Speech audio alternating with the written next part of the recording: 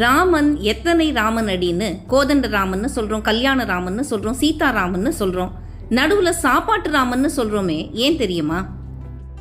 ராமன் ராவணனை கொன்னுட்டு நாடு திரும்பும்போது வழியில் பரத்வாஜ முனிவரை பார்த்து வாழ்த்து பெறணும்னு நினைக்கிறாரு.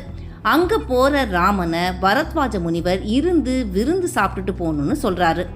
ராமனுக்கோ 14 ஆண்டுகள் முடிஞ்சு நேராக நாடு திரும்பலைன்னா பரதன் தீயில குதிச்சிருவேன்னு சொல்லியிருக்காரு.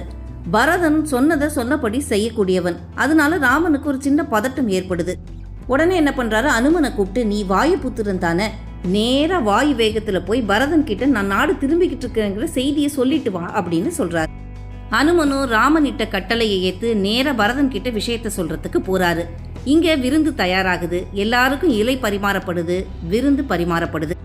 அனுமன் திரும்பி வருவாருங்கிறதையே மறந்துட்டு அவருக்கு ஒரு இலைய போடல. விருந்து முழுசா பரிமாறப்படுது. ராமன் மறப்பாரா?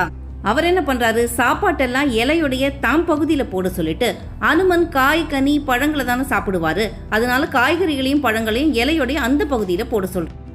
எல்லாம் பரிமாறப்பட்டு விருந்து ஆரம்பிச்சதுக்கு அப்புறம் அனுமன் வராரு. ஐயோ, அனுமனுக்கு இலை போடலையே அப்படின்னு அங்க இருக்கிறவங்க நினைக்கும் போது ராமன் தன்னுடைய இலையில அந்த பக்கம் உட்காந்து காய்கனிகளை சாப்பிட சொல்றாரு. ராமனுடைய இலையிலேயே உட்காந்து சாப்பிட்றதுன்னா அனுமனுக்கு எவ்வளவு சந்தோஷமா இருக்கும். அவரும் உட்காந்து சாப்பிட்றார். காய்கனியெல்லாம் அனுமனுக்கு கொடுத்துட்டு சாப்பாட்டை தாம் பக்கம் போட்டு சாப்பிட்டதுனால ராமனுக்கு சாப்பாட்டு ராமன்னு பேர் வந்துதான். நல்லா இருக்குல்ல?